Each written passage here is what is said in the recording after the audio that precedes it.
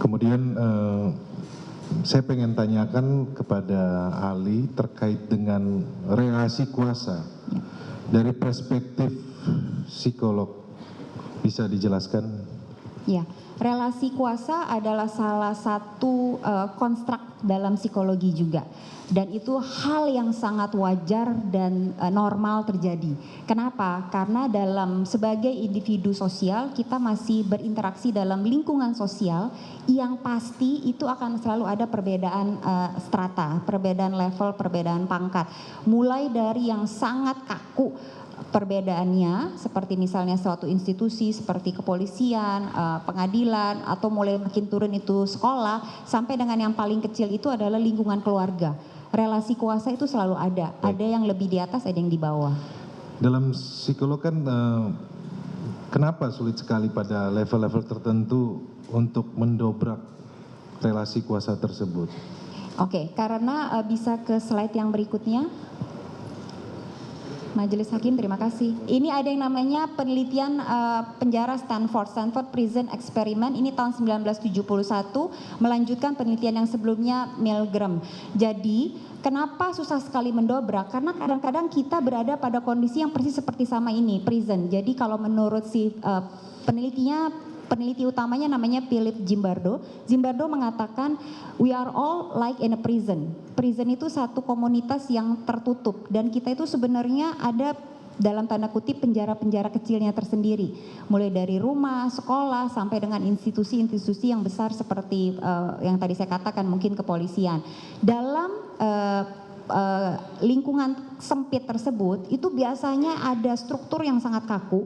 Ada kuasa yang jelas-jelas terlihat, mungkin tidak tertulis secara jelas, tapi memori kita mencatat, merekam bagaimana selama ini kuasa tersebut dijalankan. Dan bagaimana ketika perintah tersebut tidak dilakukan, ada konsekuensi fatal yang bisa diterima. Jadi memori itu ada di kepala kita, sehingga ketika ada satu perintah yang kita tidak suka, seperti halnya di penjara tersebut, kita tidak mau melakukannya, kita melihat yang sebelumnya itu kena konsekuensi dan aku tidak mau. Karena aku tidak mau, makanya udah deh jalanin aja, toh nggak bisa ngapa-ngapain karena kita ada di prison ini, ceritanya demikian. Dan itu kalau kita lihat, kalau berbicara mengenai relasi kuasa yang tadi, absolute power corrupts absolutely. Jadi Zimbardo menemukan mereka-mereka yang memiliki kuasa absolut itu biasanya punya kecenderungan untuk korupsi absolutely juga. Yang kedua, those who were given the position of authority quickly took advantage of their role. Karena penelitian ini harusnya hanya dilakukan selama 14 hari. Jadi ceritanya hanya 14 hari di mana mereka semua ini adalah dibayar ceritanya. Mau nggak ikut dalam penelitian ini? Ini ada yang berperan sebagai kepala penjaga penjara, ada yang berperan sebagai yang di penjara. Tapi penelitian ini harus dihentikan pada hari ke-6 karena mereka-mereka yang berperan sebagai kepala penjara itu corrupts absolutely, yang menimbulkan istilahnya yang di penjara itu menjadi punya gangguan kesehatan mental. Baik. Ya, terima kasih Ali.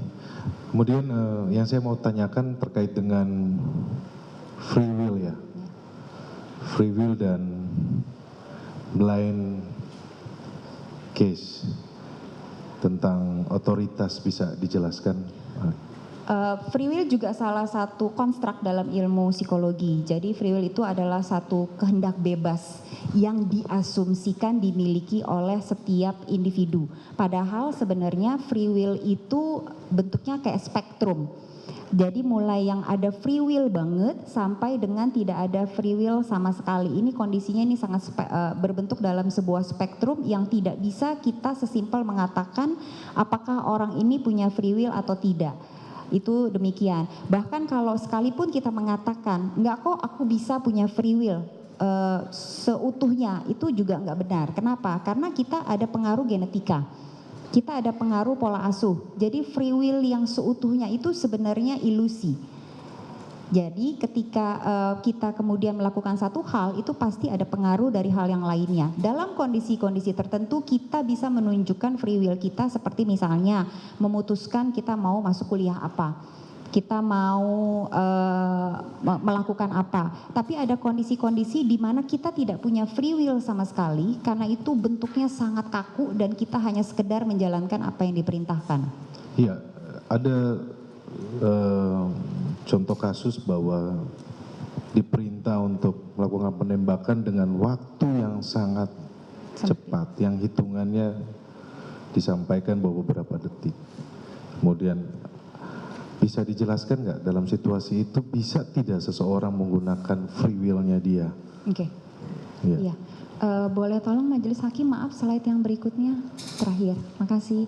Oke, di psikologi kita mengenal yang namanya locus of control. Locus of control itu adalah kontrol diri kita. Orang yang merasa kontrol dirinya eternal itu selalu yakin semua hal dalam kehidupannya secara internal dia mampu untuk bertanggung jawab dan memutuskan. Tapi ada orang-orang yang punya locus of control eksternal. Others control my destiny. Jadi apa yang aku lakukan, tindakan apa yang aku harus ambil itu dipengaruhi oleh orang lain. Nah, sama halnya dengan konstruk psikologi yang lainnya, ini juga bentuknya spektrum.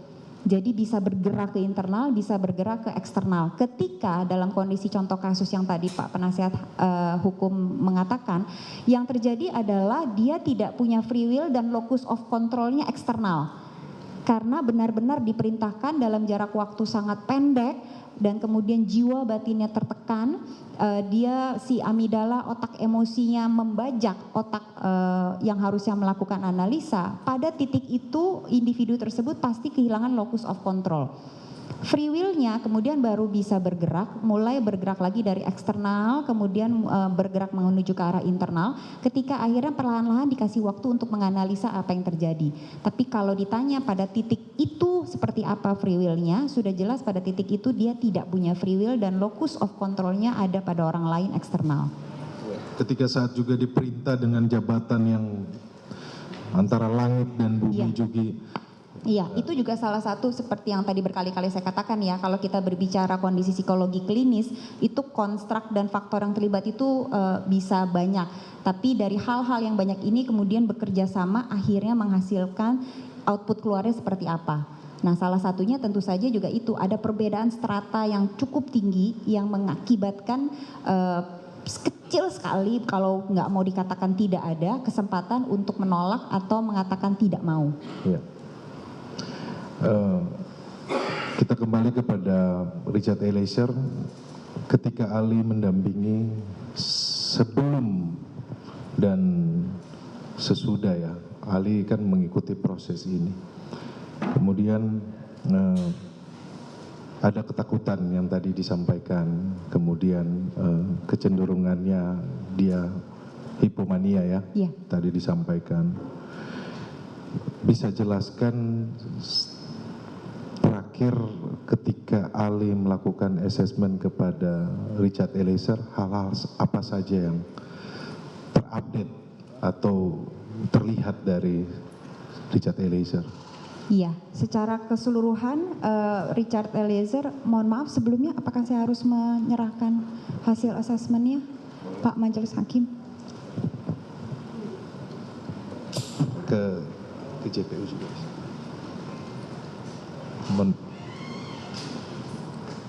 Jadi secara ilmiah Majelis Hakim asesmennya kita siapkan untuk Majelis Hakim dan Jaksa Penuntut Umum.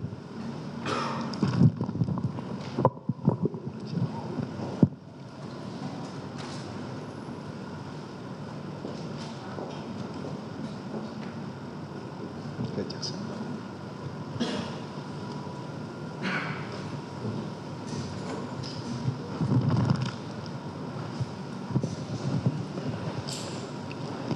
Iya, menjawab pertanyaan yang tadi, kalau kita ngelihat di bagian integrasi hasil tes, terlihat bahwa hasil kecerdasan Richard itu berfungsi rata-rata, berfungsi dengan baik dalam arti bahwa dia mampu sebenarnya untuk mengolah informasi yang diberikan, dia tidak ada kesulitan untuk memahami instruksi dan perintah, dan kemudian dia juga tidak ada kesulitan dalam berinteraksi sosial. Kemudian tapi dari kecil dia punya kecenderungan untuk patuh dan avoidance konflik seperti yang dari saya katakan, menghindari konflik, cenderung mencari damai yang memang seringkali menyebabkan itu tidak menyelesaikan masalah. Tapi kemudian karena hubungannya yang cukup baik dengan orang tua, biasanya kondisi-kondisi tersebut terurai karena dia banyak berdiskusi dengan orang tuanya. Itu satu. Yang kedua, dari sisi keteguhan spiritualnya dia dalam sisi agama, dan itu terlihat sekali berulang kali ada.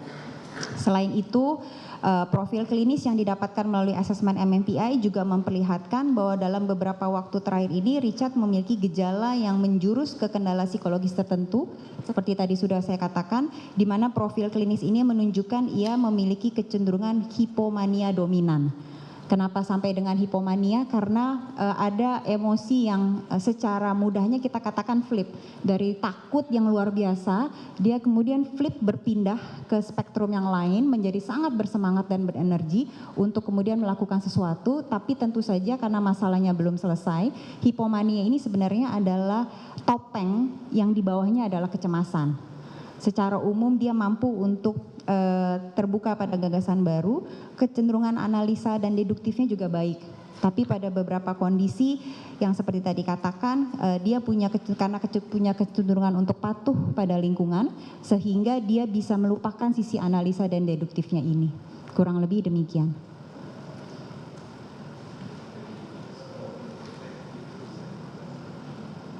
Bagaimana? Jadi contohnya begini, ketika seorang Richard Eliezer, ini saya coba mencerna ya apa yang disampaikan oleh saudara ahli. Ketika seorang Richard Eliezer ditawarkan minum teh atau kopi, Richard Eliezer ini mau teh, tetapi dia tidak bisa menjelaskan. Itu karena dia tidak bisa memilih. Ya. Apakah itu karena ada kaitan dengan masa lalu dari banyak sekali, ya, salah satunya tentunya adalah masa lalu, karakternya dia, pengalamannya dia, kemudian habis itu interaksi sosial dengan lingkungan juga seperti apa, belum lagi mungkin ada kecenderungan merasa minder dan tidak percaya diri, bisa karena sosial ekonomi yang berbeda dari yang lain, jadi cenderung untuk lebih, ya udah deh, apa yang ada di depan mata, apa yang terhidang, apa yang disediakan, saya ambil, apa yang disuruh, apa yang diperintahkan, saya kerjakan. Karena kadang-kadang kondisi seperti itu dari kecil sangat terbiasa dan pada akhirnya itu masih menetap. Ini yang di sini dikasih juga konklusi dan saran, salah satu yang memang harus dirubah dari Richard. Baik. Saya pikir cukup ya. Ada lagi yang mau disampaikan di slide? Tidak ada. Baik.